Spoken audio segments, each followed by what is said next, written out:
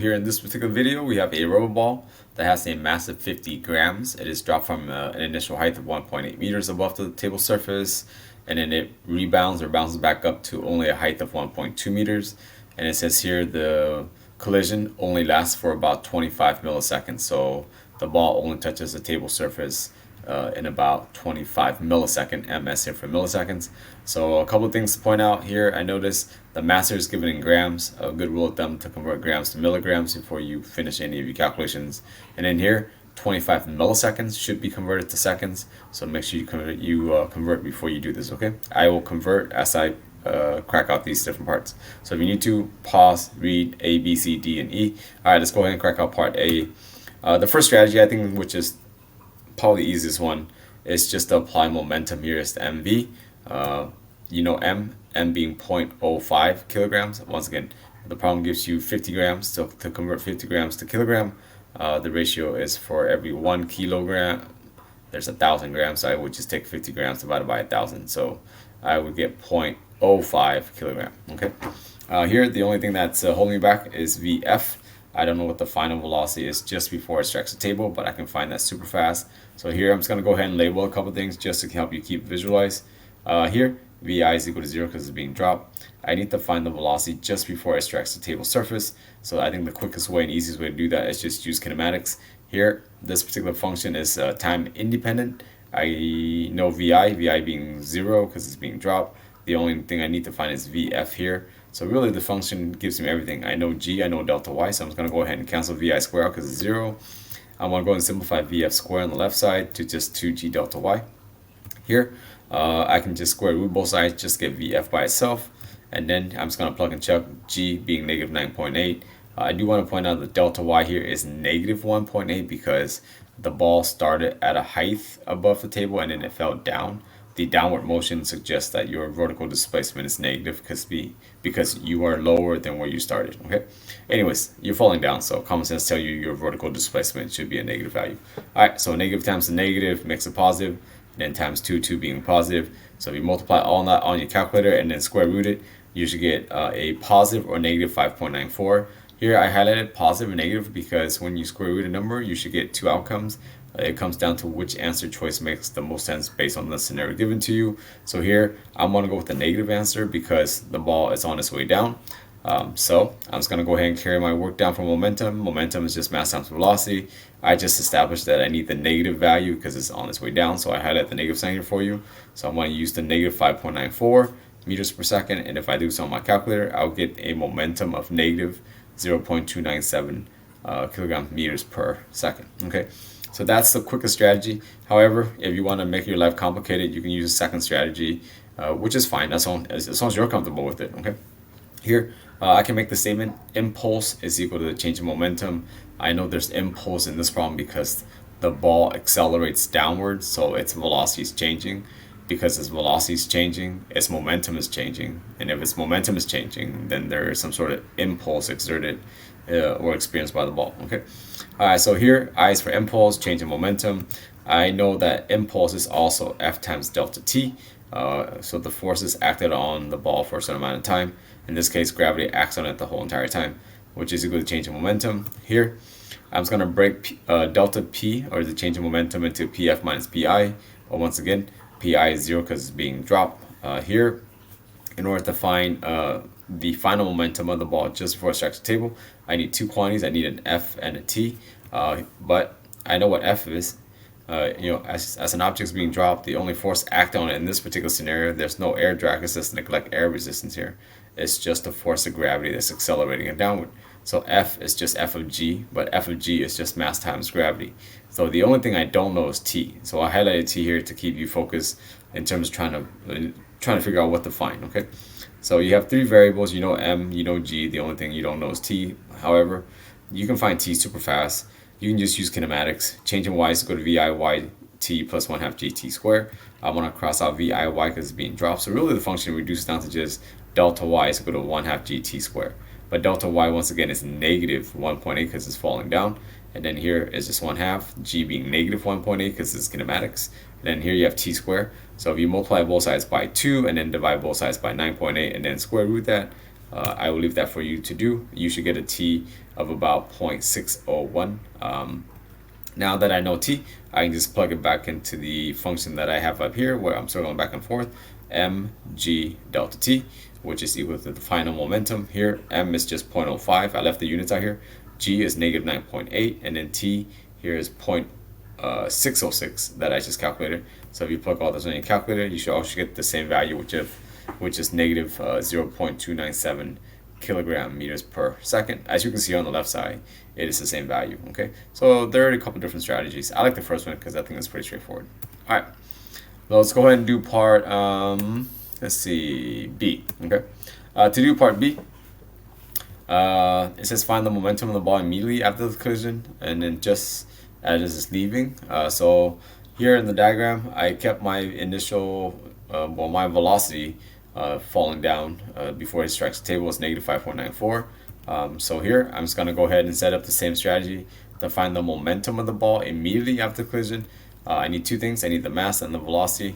Here I know the mass, once again, is just 0.05 kilogram because it's been converted. The only thing I don't know is the velocity on its way up. So I can use the same strategy and I can just find the velocity on the way up.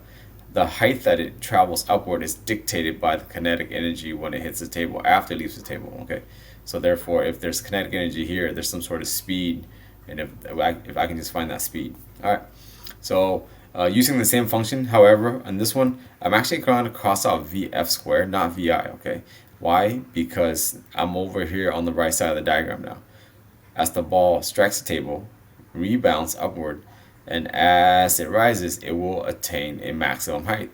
And at maximum height, we say that the ball momentarily comes to a stop, suggesting that VF is equal to 0. Okay, so that's why I cross out VF squared, because it comes to a stop at this maximum height HF. All right, so here the negative sign gets carried down, VI squared gets carried down, and then I'm just going to go ahead and plug in G being negative 9.8, delta Y here being 1.2, and it's positive because it's from bottom up now. So for this second scenario, the ball went from the surface, the table surface, upward, and upward suggests that your vertical displacement is positive. All right, but as you can see here, the negative sign on the left and the negative sign on the right will cancel out. So really, you have VI squared is equal to 23.52, but then you got to square root that to find VI by itself. So the square root of 23.52 will give you a positive or negative 4.85 meters per second. Here, using common sense, I want to pick the positive value because the ball is now on its way up. Okay, so therefore, in my diagram here, I just call VI. This is VI for the second part of the problem. Okay, so VI here being positive 4.85, and this speed is going to dictate the height that it travels. So therefore, I'm just going to go ahead and carry my momentum function down. I just found V being positive 4.8, plug and chug, and so therefore the momentum just as it leaves the table is a positive quantity because it's moving upward, and the magnitude is just 0.2425 kilogram meters per second. So that's my answer for part B, and I'm just going to do this one using just one strategy to save time. Okay, part C wants you to find the impulse exerted on the ball during the collision. So there's some sort of change in velocity here because at one point it was moving down at negative 5.94, and then after it collided with the table surface, it actually changes direction and it's now moving upward at a rate of 4.85. So there's some sort of change in momentum here. Okay, so let's go ahead and find impulse. If there's change in momentum, impulse has to exist. Impulse here is change in momentum. I broke delta P into PF minus PI, but you have to be careful here. So the impulse is exerted on the ball during this collision. So right here, the whole entire time, we're looking at the bottom of the diagram where the table surface is. Okay, so here, in order to find impulse, I can break up PF into M times VF minus PI, which can be broken up into M times VI. Here, you don't have to, but I'm just going to go ahead and factor out an M just so that I can keep my work a little shorter to type out. So here, both these terms have an M, I can just factor out the M out. So I can say M times the change in velocity. I know my mass being 0.05 kilograms. My VF is 0.485. So keep in mind, in the diagram, it's labeled as VI on the way up, but really it's VF for when the ball touches the table. Okay, so the initial velocity when it touches the table is negative 5.94. After it touches, the table pushes up on it, its VF is now 4.85. So make sure as you practice, you know which VF and which VI to use. Alright, sometimes that can be confusing for kids who are new. So here my VF is 4.85 minus my initial velocity, but my initial velocity, as you can see here on the left side, this is VF falling down, but it's now VI for when it touches the table. Okay, so here it's negative, so 4.85 minus a negative 5.94, so a negative times a negative makes a positive. So really in this bracket you end up adding the two values, so that's going to be 10.79. Mass outside stays the same, and if you plug that on your calculator, you should get about 0.5395 kilograms meters per second. But I've included the negative, the positive sign here for you because it has to find the impulse, and impulse is a vector quantity. So therefore, the change in momentum here is a positive 0.5395. All right, that is it for part C. All right, let's go ahead and crack out part D.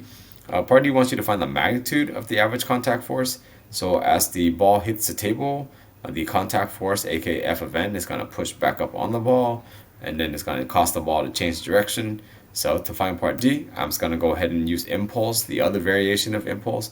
Impulse is also force times contact time. Okay, here to find force, I can just divide both sides by t, and then I know what the impulse is. Impulse already found in the previous part. Here, delta t is given as 25 milliseconds. So make sure you scope out units before you crank out your calculation work. 25 millisecond is 0.025. So milli is 1,000. So you just take 25 divided by 1,000. Okay. All right. Other than that, I'm just going to carry the answer previously calculated, which is 0.53954 for my impulse. I want to divide it by delta t, which has been converted to seconds. So if you plug and chuck this on your calculator, you will get a value of about 21.58 newtons. And it asks for magnitude in this particular part D, so I won't include any sort of sign. The magnitude would just simply be 21.58 newtons. So that is it for D. And then part E asks us to find the change in kinetic energy during the collision. So once again, keep in mind the collision occurs at the very bottom of the diagram where the table surface is. Okay, so here to define delta KE, it's just KEF minus KEI. I'm just going to break up KF into 1/2 mvf squared, KI into 1/2 mvi squared. And then here, I'm going to utilize this strategy again. Both these terms have a 1/2 times m, so I'm just going to factor it out. Again, you don't have to. I'm going to. But I'm going to go ahead and carry this work down from the right to the next line here. The 1/2 gets carried down. Mass is just 0.05. And then VF here is 4.85. But you notice here, I don't really care for positive or negative because in KE, you're dealing with speed anyway, so the speed on the way up in this is just 4.8. We're going to square that, and minus the speed on the way down. Again, this is your final, this is your initial, so the initial speed on the way down is 5.94. We're going to square that, and if you do this on your calculator properly, you should get about 0.294 and it's negative. Okay, all right, so that's the answer for part E. Now I don't mind doing this. However, I encourage you as you practice, if it asks you for delta KE, you should definitely recognize for this particular system when air resistance is neglected, the change in kinetic energy is also the change in potential. What is lost in one form of energy must be gained in the other. So therefore, I can just go ahead and convert this into just delta PE, but delta PE is just PF, which is just mghf, and then minus pi, which pi is just mghi. As you can see, these two terms have an m and a g in common. I want to factor that out, so I literally can just say delta ke is just mg times the change in height. So here m is given as 0.05 kilograms, g is 9.8, and then here delta h is negative 0.6 because it started at 1.8, it ended at 1.2. So really you've gone down 0.6, and then down will suggest that it's negative, okay? And that should give you a value of negative 0.294 joules, which is the same answer using just delta KE straight up. All right, stay nerdy, don't be whack.